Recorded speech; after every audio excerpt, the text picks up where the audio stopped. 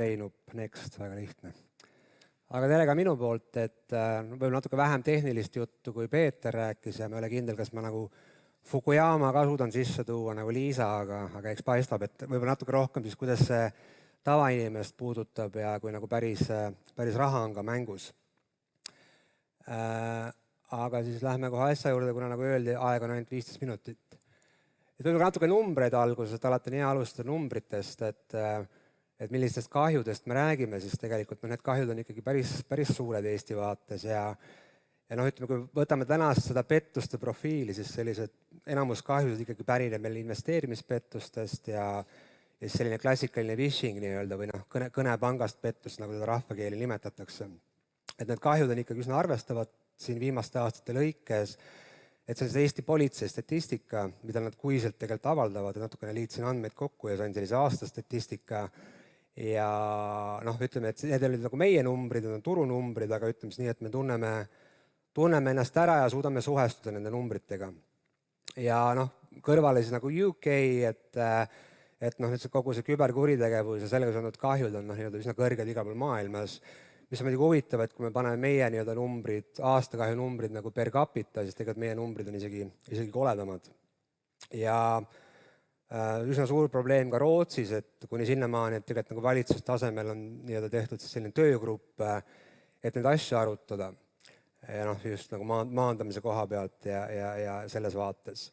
Ja et kuhu ta läheb, et vist siin juba käis ka läbi, et ega asjad paremaks ei lähe,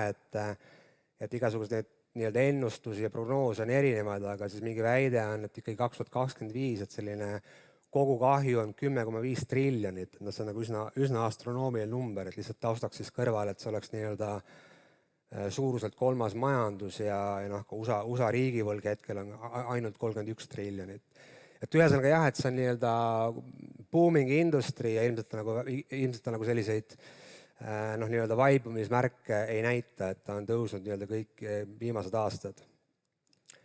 Mis siis nagu panka puudutab, on ikkagi sellised enamlevinud pettuse liigid, et nagu ma ütlesin, et selline lõviosa kahjudest tekib meil siis investeerimispettustest ja nendest kõnepangast pettustest, aga loomulikult me näeme ka teisi pettusi, et on olemas pärimispettused, selline klassikaline krediitkaardipettused, mis olid nagu põhiline probleem võib-olla 10 aastat tagasi, mida nüüd on ikkagi vähem. Muidugi armupettused loomulikult, igasugused õnnetusjuhtumid, vahest ka inimesed osalevad nõndanimetatud politseioperatsioonides ja nii edasi, et vähemal määral ka teisi, et kindlasti kui olete nagu firma juht, siis kindlasti on selline back fraud ehk siis nagu business email compromise pettused ja CEO pettused ka nagu teema, et seal need kahjud võivad olla ühe kliendi vaates päris suured. Füüsilised ID-pettused peaaegu olematu, et see, mis oli probleem 15 aastat tagasi, et keegi võttis kellegi dokumendi ja võltsis seda siis või leidis kellegi, kes on selle dokumendi pildil oleva inimesega enam-vähem sarnane ja saatis pangakontorisse mingeid tehinguid tegema, et sellist asja enam nagu praktiliselt ei näe, et see on ilmselgelt eilne päev ja kogu see kuritegevus ja klientide vastased pettus on ikkagi liikunud ka küberdomeeni siis, kui nii võib öelda. Ja, et ma olen nagu päris palju mõelnud, mis fenomen see tegelikult on, kus me tänasel peal oleme ja mis meie kliente puudutab. Võib-olla see on provokatiivne slaid ka, et ma ei tea, kas ta päris krüptograafia ise on, aga iga presentatsioon peab ka sisaldama vähemalt kellegi nägu ja mingit tsitaati. Aga siis nii-öelda see härra Morris on andnud selle soovituse, et reegel 1, et ära oma arvutit, reegel 2, et ära ülita seda sisse, kui sa sul olemas peaks olema ja 3 on siis see, et ära kasuta seda. Iseenesest hea soovitus, aga seda pilti vaadates see on ilmselt kuskil seal 90 aastate alguses, kui vaadata seda kuvari suurust ja mingit kassettmakki seal kapi otsas, et võib-olla toolel hetkel oli see asjakohane, aga tänasel päeval on ka see, et me ei räägi enam arvutitest, et meil on arvuti kõikidel tegelikult taskus ja padja all, eks, et see on võib-olla selline, ilmselt ei vasta sellele küsimusele, mis meil seal paneelis saab olema, et kuidas jääda ellu selles kübermaailmas või kuidas see formuleeritud oli. Aga ma olen üsna palju mõelnud sellest, et mis see nagu fenomenina on, et kas see on nagu tehnoloogia või psühholoogia või on see kombinatsioon. Ja noh, ilmselt on selline kombinatsioon kahest, aga noh, kokkuvõttes võib öelda, et hirm ja lootus on sellised väga tugevad motivaatorid ja noh, nii-öelda siis millele see Freud tegelikult nii-öelda keskendub, et ongi see nii-öelda ajasurve ja kiireloomulisus, mida klientidele nii-öelda siis selles ründevektori käigus üritatakse tekitada. Noh, loomulikult see tekitab emotsioone. Kui me räägime investeerimispettustest, siis on kahtlemata selline nagu efektiivse turu hüpotees kuidagi lendab aknast välja ja noh, inimesed tunne ka ära seda, et noh, too good to be true ja once in a lifetime nii-öelda võimalused, et noh, ja mis selle asja nagu eesmärk on ja mis nii-öelda petturite eesmärk on ikkagi noh, inimene panna siis noh, tegelikult irratsionaalselt käituma, et hakkaks tegema midagi siis nii-öelda petturitele vajalikus suunas. Ja noh, kui me räägime sellistest nii-öelda kõige tüüpilisemast pettuse liigist nagu phishing, et noh, inimene tegelikult annab ära oma selle noh, nii-öelda siis identiteedi PIN 1 ja PIN 2 näol, et see on see, mis nagu nii-öelda siis see pettuse anatoomia lihtsustatud on, et noh, võib nagu filosofeerida pikalt, et kui palju siis nii-öelda kompromiteeritakse tehnoloogiat versus kui palju kompromiteeritakse seda kasutajat, mis on alati kõige problemaatilisem, noh nagu jäi ka Peetri nii-öelda sellest presentatsioonist veits kõlama. Ja noh, muidugi kõik need pettuse liigid tegelikult sellele ühedimensioonilisele skaalale on võimalik nagu ära paigutada, et kes millele mängib, et noh, investeerimispettused loomulikult mängivad siis sellele, noh, et see on noh, nii-öelda midagi, mida sa pead nagu võtma võimalusena, et noh, muidu sa jääd sellest ilma. Ja noh, nii-öelda siis kõik need igasugused politseioperatsioonid, phishing, need see ikkagi mängivad sellise inimese emotsioonidele, sellele ajasurvele ja nii-öelda kiireloomulisusele, mis siis nii-öelda inimest paneb natukene irratsionaalselt käituma ja noh, ilmselgelt seal lõpuks on siis noh, ma arvan, kõik, kes sinna ohvriks kukuvad, noh, see esimene reaktsioon pärast on see, et kurat, kuidas ma sinna sattusin, aga noh, see ongi see eesmärk, et selline social engineering ja noh, seda nad teavad väga hästi, et kui me võtame 2017, kui need investeerimispettused algasid, ütleme niimoodi, meie turu pihta, et siis noh, ikkagi need kõned olid suhteliselt sellised noh, banaalsed ja pigem nii-öelda keegi vene keelt kõnelev isik üritas sulle selgeks teha, jah, et sa ikkagi räägid vene keeles, et kuula mind nüüd ära. Et noh, sellest ajast on teinud nagu ikka üsna tugeva arengu ja ütleme, see social engineeringu oskused ja tase on nagu noh, hämmastavalt kõrged nagu, mis nagu nendel nii-öelda kurjategijatel siis on. Ja noh, kui me räägime, et kas siin on mingit sellist ühtset profiili ohvri vaates, noh, tegelikult väga ei ole, et sõltub jälle natukene pettuse liigist, et noh, kui me räägime phishingust, siis loomulikult ta rohkem on nii-öelda venekeelse elanikkonna suunas, õnneks Eestit kaitse või noh, nii-öelda eesti keelt kõnelevad kaitseb selline väike keeleruum, mis meil tegelikult on, aga kui me räägime investeerimispettustest, siis noh, nii-öelda see ohvrite profiil, et seal ei saa nagu kindlalt välja joonistada, et nii-öelda ohver vastab siis mingitele sellistele karakteristikutele, et see on nagu nii-öelda väga, väga erinevad.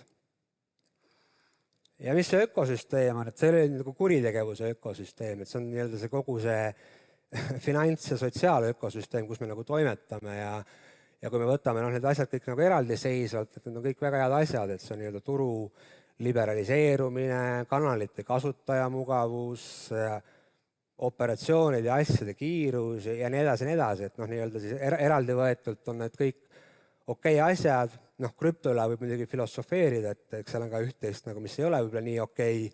aga põhimõtteliselt eraldi võetuna ja koos võetuna nii-öelda on see täitsa nii-öelda okei keskkond, et noh, lihtsalt ainuke asi, mis on see probleem, on ka see, et need kurjategijad ja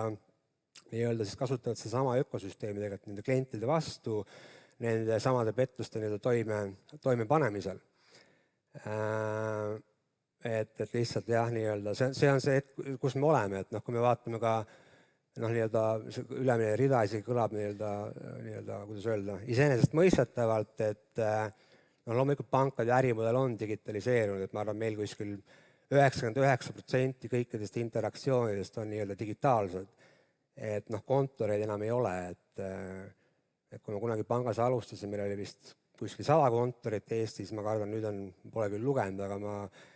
imestaks, kui 30 tuleb täis. Ehk et kogu see tegevus ongi loomulikult digitaliseerunud täiesti. Muidugi välkmaksete üle võib ka nagu arutada, et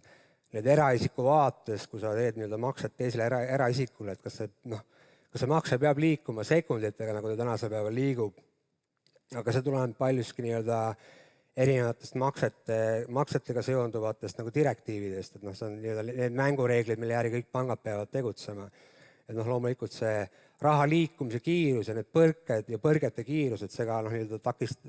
raskendab seda käe vahele saamist selles mõttes, et kuna see lihtsalt see ajafaktor on ülimalt kriitiline ja ülimalt oluline. Aga ennetustöö, et mis need probleemid on, et nagu ma ütlesin, ikkagi valdavalt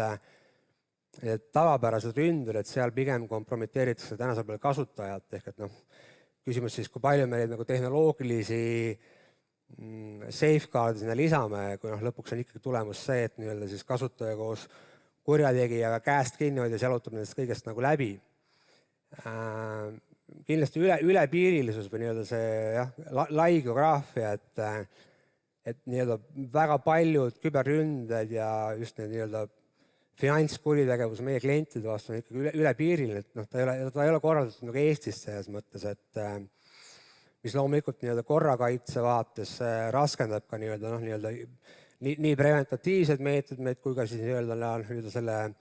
konkreetse kõnekeskuse mahajooksmist, kus neid kõnesid tehakse. Kuigi õnneks siin on ka edukaid näiteid ka sellest aastat, et eks see ülepiiriline koostöö ikkagi toimib ja siin on edu raporteerida, kui mõtlete ka selle Pealtnägija peale, mis mõned nädalad tagasi eetris oli, siis tegelikult seal oli ilmselgelt oli näha, kuidas see rahvusvaheline koostöö oli vilja kandnud. Seesama ökosüsteem, mida ma näitasin, et kurjategijad ikkagi väga hästi orienteeruvad selles ja üllatavalt hästi, kuni sinnamaani välja, et nad ikkagi jälgivad ka turusõnumeid. Et kui meil on need kampaaniad, siis teadlikkuse tõstmise kampaaniad, siis tihtipeale on näha, et need petturid on neid jälginud ja oma neid pettusõnumeid ja kõnesid põhimõtteliselt juba alustavad selliste lausetega, et te teate, et praegust käib see kampaania, ega tõstavad kohe seda automaatselt seda ohvri usaldust nende vastu ja nad väga hästi teavad, mis Eesti turul toimub. Ja kuidas raha ära kantakse, see karakteristika on üsna selline kliendi tavategevusele sarnane, ehk et siin ei saa väga peene võrguga püüda, et siis me halvaksime enamuse finantssüsteemist, ehk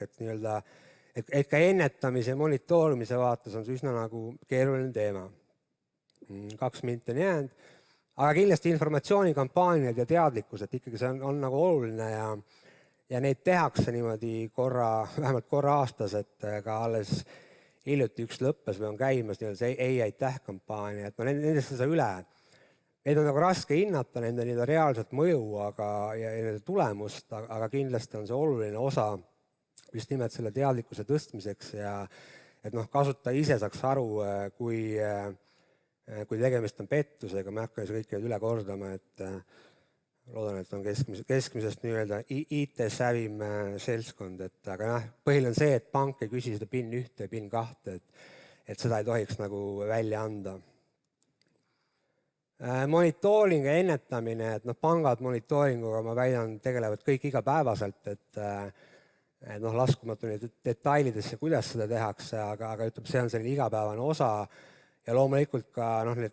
koledad kahjunumbrid, aga päris palju kliente me ikkagi suudame päästa selles mõttes, ja see on just nimelt selle monitooringu tulemus.